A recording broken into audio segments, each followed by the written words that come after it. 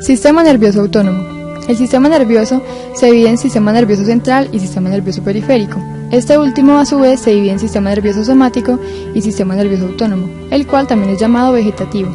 Este es un sistema involuntario el cual recibe información y permite el control preciso y fino de funciones de órganos y tejidos tales como músculo liso, músculo cardíaco y tejido glandular. Las neuronas aferentes de este sistema recogen información visceral que llevan hacia el sistema nervioso central por las vías aferentes y allí se integran para luego dirigirse a los órganos efectores por medio de las vías aferentes. En estas vísceras hay quimiorreceptores, varoreceptores y osmorreceptores. También hay receptores para el dolor, las cuales pueden ser estimuladas por falta de oxígeno y estiramiento, causando un fuerte dolor. El sistema nervioso autónomo se divide en sistema nervioso simpático y parasimpático, cada uno diferenciado por los neurotransmisores que utiliza y los efectos fisiológicos que causa. Estos efectos en la mayoría de los órganos son contrarios, por lo que se consideran antagonistas fisiológicos, aunque sus acciones son las de mantener el balance y el medio interno estable. También dentro de esta división tenemos el sistema nervioso entérico, encargado de controlar el sistema digestivo. Sistema nervioso entérico. La división entérica del sistema nervioso autónomo consiste en un conjunto de neuronas y sus prolongaciones dentro de las paredes del tubo digestivo. Controlan la motilidad, las secreciones exocrinas, endocrinas y el flujo sanguíneo a través de todo el tubo digestivo. También regula procesos de inmunología e inflamación. La división entérica se considera el cerebro del intestino y puede funcionar en forma independiente del sistema nervioso central.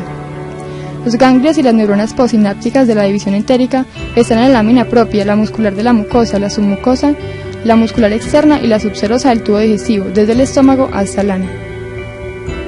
Entre la capa muscular circular y la muscular de la mucosa está el componente sensitivo en el plexo submucoso o de Meissner, el cual tiene axones longitudinalmente y estos interaccionan con interneuronas y neuronas postganglionares del plexo submucoso y el mentérico. Las dendritas de estas neuronas llegan hasta las células epiteliales y actúan como receptores de presión estimulados por distensión ejercida por el intestino. Esto está relacionado con el control de las glándulas mucosas, absorción y flujo sanguíneo. En las capas musculares lisa, circular y longitudinal de la pared está el componente motor, que es el plexo mientérico o de Auerbach, encargado del control del músculo y los movimientos de la pared intestinal. Todas estas neuronas y sus prolongaciones están fuera del sistema nervioso central. Se cree que los plexos entéricos coordinan las actividades de la pared intestinal, mientras que las aferencias simpáticas y parasimpáticas modulan pero no controlan dichas actividades. Algunas fibras simpáticas junto con las neuronas entéricas regulan la contracción del músculo liso de la pared arteriolar y de esto depende el intercambio capilar en la circulación gastrointestinal y el consumo de oxígeno. Entre el sistema nervioso autónomo y el sistema nervioso somático hay ciertas diferencias al igual que semejanzas. En las porciones somáticas del sistema nervioso hay fibras sensitivas viscerales, vías viscerales ascendentes, arcos reflejos viscerales y vías descendentes que controlan las motoneuronas viscerales. Diferente a esto, en las eferencias simpáticas y parasimpáticas hay intermediarios de al menos dos neuronas, porque el origen de sus fibras en el sistema nervioso central no alcanza los órganos diana directamente. La primera de estas neuronas es la neurona preganglionar. Tiene su soma en el sistema nervioso central y en el asta gris intermedio lateral de los segmentos medulares torácicos y lumbares superiores de T1 a L3 en el sistema simpático, y en el asta gris de los segmentos sacros de 2 a 4 en los núcleos motores de algunos nervios craneales como tercero, séptimo, noveno y décimo en el sistema parasimpático. El axón de esta termina en un ganglio periférico donde se localiza el soma de la segunda neurona o neurona postganglionar. El sistema nervioso somático reacciona con rapidez a una estimulación, mientras que el sistema nervioso autónomo lo hace más lentamente. En el hipotálamo y en el tronco encefálico están los componentes centrales del sistema nervioso autónomo, anteriormente el parasimpático y posteriormente el simpático. El núcleo hipotalámico paraventricular es el principal encargado en controlar las funciones autónomas. Aquí se recibe también información de otras estructuras cerebrales, lo cual explica la relación entre las respuestas autónomas como el cambio de ritmo cardíaco y algunos estados emocionales. El hipotálamo junto con el sistema límbico controlan los centros autónomos del tronco encefálico y la médula espinal. Esto dado por medio del fascículo longitudinal dorsal, el hipotálamo tegmental y el tracto mamilotegmental. La estimulación del hipotálamo rostral y medial, áreas preóptica y supraóptica, produce activación parasimpática. Por el contrario, el hipotálamo posterior al ser estimulado produce actividad simpática. A pesar de las diferencias de los dos sistemas somático y autónomo, estos trabajan en forma coordinada. Por ejemplo, durante la realización de un ejercicio voluntario intenso, el sistema nervioso somático activa las fibras musculares que realzan el movimiento, mientras que el sistema nervioso autónomo se encarga de participar en enviar suficiente sangre y oxígeno al músculo. Dentro del sistema nervioso autónomo, los ganglios simpáticos están localizados cerca del sistema nervioso central. Los ganglios parasimpáticos, en cambio, se localizan cerca o incluso dentro de la pared de los órganos que inervan. El sistema simpático estimula las funciones que activa el organismo durante una situación de emergencia y estrés, llamadas respuestas de lucha, miedo y huida, sistema catabólico. Por el contrario, el parasimpático estimula las actividades asociadas con la conservación y restauración de las reservas corporales, llamado sistema anabólico. Sistema nervioso simpático. El sistema nervioso simpático es la mayor de las divisiones del sistema nervioso autónomo. Está distribuido ampliamente a lo largo del cuerpo, inervando el corazón, los pulmones, los músculos de las paredes de muchos vasos sanguíneos, los folículos pilosos, las glándulas sudoríparas, así como muchas de las vísceras abdominopélvicas. La función del sistema simpático es preparar al cuerpo para una emergencia. La frecuencia cardíaca se acelera, las arteriolas de la piel y el intestino se contraen, las arteriolas del músculo esquelético se dilatan e incrementan la presión arterial. Se produce una redistribución de la sangre, de modo que ésta abandona la piel y el tracto gastrointestinal, pasando al cerebro, al corazón y al músculo esquelético. Además, los nervios simpáticos dilatan las pupilas, inhiben los músculos lisos de la pared de los bronquios, del intestino y de la pared de la vejiga, y cierran los esfínteres. También se produce piloerección y sudoración. Este sistema está basado en una vía de dos neuronas, la primera preganglionar, que su axón es holomielinizado, y la segunda postganglionar, la cual tiene un axón meromielinizado. Los cuerpos celulares de estas neuronas simpáticas preganglionares se encuentran en las astas grises laterales de la médula espinal, desde el primer segmento torácico hasta el segundo o tercero lumbar. Por esto el sistema nervioso simpático también es llamado sistema toracolumbar. Los axones de estas neuronas abandonan la médula por las raíces nerviosas anteriores y pasan por los ramos comunicantes blancos hacia los ganglios paravertebrales o cadena simpática. Hay otros ganglios llamados prevertebrales encontrados en el abdomen adyacentes a la aorta. Cuando estas fibras preganglionares llegan a los ganglios, establecen sinapsis con una neurona excitadora en el ganglio, entre la conducción nerviosa media a la acetilcolina. Luego de salir de los ganglios, los axones postganglionares no mielínicos pasan a los nervios espinales torácicos y se forman las ramas comunicantes grises. Esta se organiza en las ramas de los nervios espinales y van hacia el músculo liso de los vasos, las glándulas sudoríparas y los músculos pirolectores. También estas fibras preganglionares se dirigen en dirección cefálica en el interior del tronco simpático para establecer sinapsis con los ganglios de la región cervical. Luego, cuando salen de las fibras postganglionares y pasan a través de las ramas comunicantes grises para unirse a los nervios espinales cervicales, algunas fibras postganglionares procedentes del ganglio cervical superior llegan al cráneo acompañando la arteria carótida interna, en la cual forman el plexo carótido en su adventicio. Cuando estas fibras, en cambio, vienen de los ganglios cervical medio o inferior, terminan en la adventicia de la arteria vertebral. Algunas de estas fibras preganglionares abandonan el tronco simpático formando los nervios esplácnico mayor, esplácnico menor y esplácnico inferior. El nervio esplácnico mayor está formado por ramas procedentes de los ganglios torácicos entre el quinto y esta establece sinapsis con las células excitadoras de los ganglios del plexo celíaco y el plexo renal. Los nervios esplácnico menor están formados por las raíces procedentes de los ganglios torácicos décimo y 11. Estas van a unirse al plexo celíaco. El nervio esplácnico inferior, cuando está presente, surge del ganglio torácico doceavo y establece sinapsis con el plexo renal. Los nervios esplácnicos están formados por estas fibras preganglionares. Las fibras postganglionares surgen de las células excitadoras de los plexos periféricos a los que se unen y de allí pasan al músculo liso, a las glándulas de las vísceras. Las fibras nerviosas mielínicas aferentes van desde las vísceras a través de los ganglios simpáticos sin establecer sinapsis. Pasan a los nervios espinales a través de las ramas comunicantes blancas y alcanzan los cuerpos neuronales a través del ganglio de la raíz posterior del nervio espinal correspondiente.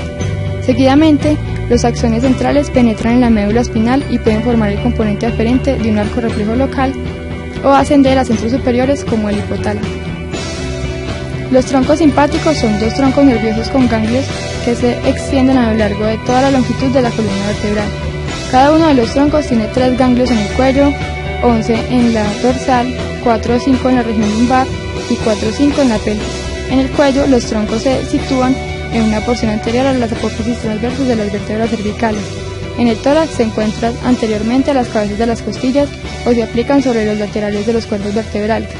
En la pelvis se encuentran anteriores al sacro y en el extremo inferior ambos troncos finalizan uniéndose para formar el ganglio único llamado ganglio impar.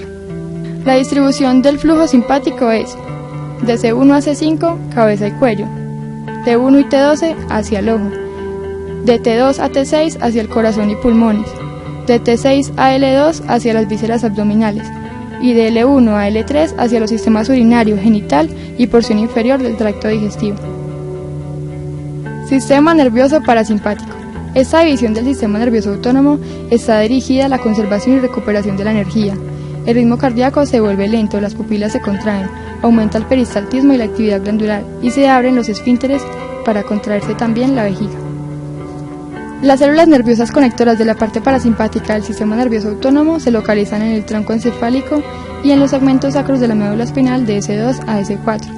Estas forman los núcleos de los siguientes pares craneales. En el nervio oculomotor, el núcleo Edinger-Westphal. En el facial, el núcleo salivar superior y lagrimal. En el glosofaríngeo, el núcleo salivar inferior. Y en el vago, el núcleo dorsal del vago. Las células nerviosas conectoras sacras se encuentran en la médula gris de los segmentos sacro segundo, tercero y cuarto de la médula espinal.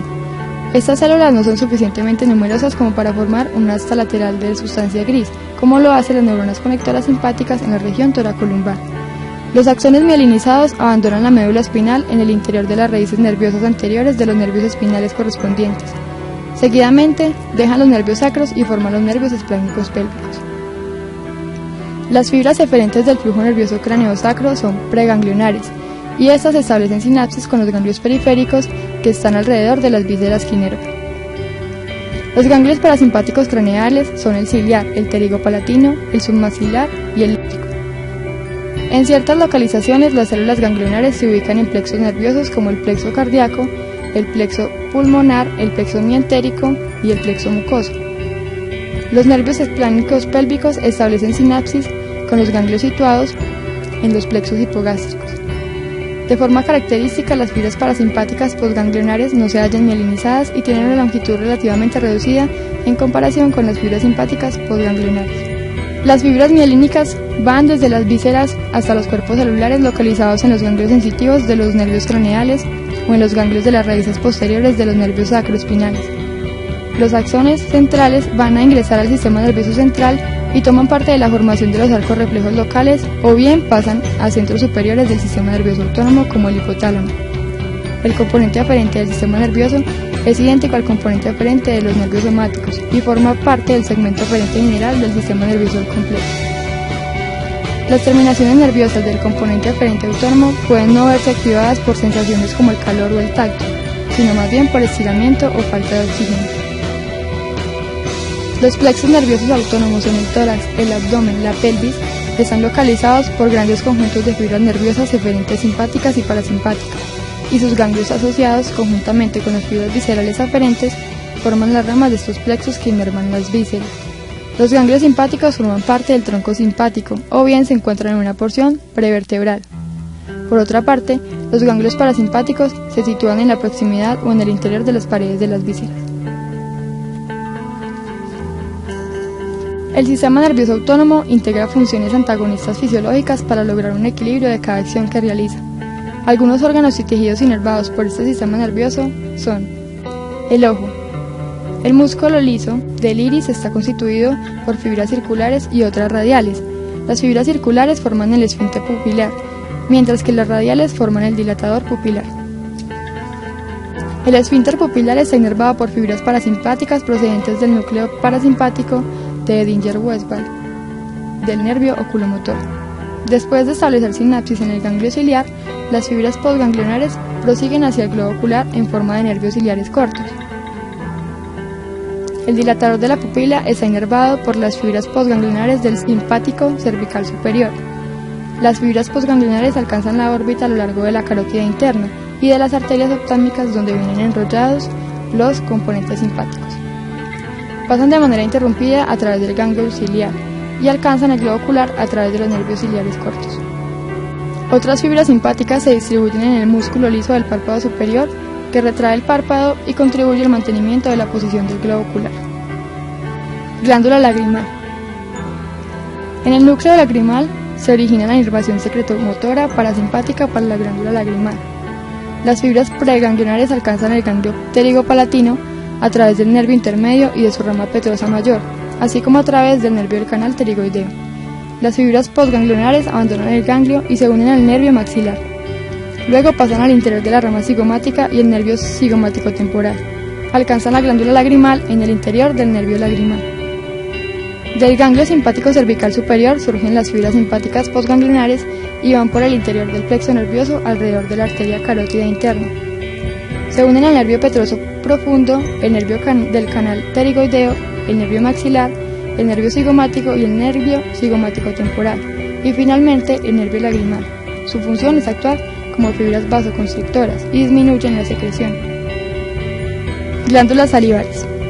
La inervación parasimpática secretomotora se origina en el núcleo salivar superior del nervio facial. Las fibras preganglionares pasan al ganglio submandibular y a otros pequeños ganglios cercanos al conducto, llevadas por el nervio de la cuerda del tímpano y el nervio lingual. Las fibras postganglionares alcanzan la glándula submandibular, ya sea de manera directa o a través del conducto. Las fibras postganglionares para la glándula sublingual viajan a lo largo del nervio lingual. Las fibras postganglionares simpáticas surgen del ganglio simpático cervical superior, alcanzan las glándulas en forma de plexo nervioso alrededor de las arterias carótida, facial y lingual. Actúan como fibras vasoconstrictoras y disminuyen la secreción. Glándula parótida. Está inervada por fibras parasimpáticas secretomotoras del núcleo salivar inferior, del nervio glosofaríngeo. Las fibras nerviosas preganglionares pasan al ganglio óptico a través de la rama timpánica del nervio glosofaríngeo y del nervio petroso menor. Las fibras postganglionares alcanzan las glándulas a través del nervio auriculotemporal y esto aumenta la secreción. Las fibras simpáticas postganglionares surgen del ganglio simpático cervical superior y alcanzan la glándula en forma de plexo alrededor de la arteria carótida externa, que actúan como fibras vasoconstrictoras y disminuyen la secreción. Corazón. Las fibras simpáticas postganglionares surgen de las porciones cervical y torácica superior de los troncos simpáticos. Estas alcanzan el corazón por la rama superior, media e inferior de la porción cervical del tronco simpático, así como numerosas ramas cardíacas desde la porción torácica del tronco simpático.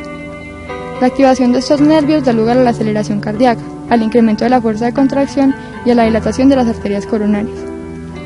Las fibras preganglionares y parasimpáticas se originan en el núcleo dorsal del nervio vago y descienden en el interior del tórax por el nervio vago. Las fibras terminan estableciendo sinapsis con las neuronas postganglionares en los plexos cardíacos. La activación de estos nervios ocasiona una reducción de la frecuencia cardíaca y de la fuerza de contracción, asimismo una constricción de las arterias coronarias. Los pulmones. Las fibras simpáticas postganglionares surgen de los ganglios torácicos del tronco simpático desde el segundo hasta el quinto. Las fibras pasan a través de los plexos pulmonares y penetran en el pulmón, donde forman redes alrededor de los bronquios y de los vasos sanguíneos. Las fibras simpáticas ocasionan broncodilatación y una ligera vasoconstricción. Las fibras preganglionares parasimpáticas surgen del núcleo dorsal del vago y descienden hacia el tórax dentro del nervio vago. Las fibras parasimpáticas ocasionan broncoconstricción y una ligera vasodilatación e incrementan la secreción glandular. El riñón. Las fibras simpáticas preganglionares pasan a través de la parte torácica del tronco simpático y el nervio esplénico torácico más inferior para unirse al plexo renal alrededor de la arteria renal. Las fibras preganglionares establecen sinapsis con las neuronas postganglionares en el plexo renal. Las fibras postganglionares se distribuyen con las ramas de la arteria renal. Los nervios simpáticos ejercen un efecto vasoconstrictor sobre las arterias renales en el interior del riñón. Las fibras parasimpáticas preganglionares procedentes del vago establecen sinapsis con las neuronas postganglionares y ejercen una acción vasodilatadora. La vejiga. La inervación nerviosa del músculo liso procedente de los plexos hipogástricos inervan el esfínter vesical.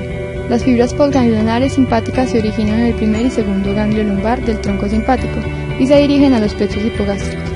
Las fibras preganglionares parasimpáticas surgen de los nervios esplénicos pélvicos procedentes del segundo, tercero y cuarto nervio sacro. Pasan a través de los plexos hipogástricos para alcanzar la pared vesical, donde establecen sinapsis con las neuronas postganglionares. Los nervios simpáticos causan una leve relajación del músculo liso de la pared vesical, mientras que los nervios simpáticos para el esfínter vesical solo desempeñan un papel mínimo en la contracción del esfínter para el mantenimiento de la continencia urinaria. Sin embargo, en el hombre la inervación simpática del esfínter ocasiona la contracción activa del cuero vesical durante la eyaculación, producida por una acción simpática, previniendo que el semen pase a la vejiga. Los nervios parasimpáticos estimulan la contracción del músculo liso de la pared vesical y hasta cierto punto inhiben la contracción del esfínter vesical. El sistema nervioso autónomo participa en el control de los centros vegetativos del tallo cerebral, como el centro respiratorio, el apnéusico, el neumotáxico, el cardioinhibidor y el emético, etc. El sistema nervioso autónomo también está implicado en el control de los reflejos visuales, los cuales viajan desde la retina hasta el núcleo pretectal y posteriormente son transmitidos al núcleo parasimpático Edinger-Westphal del tercer par. Luego de esto va al ganglio ciliar y las fibras postganglionares simpáticas pasan por los nervios ciliares cortos, hacia el interior del globo ocular.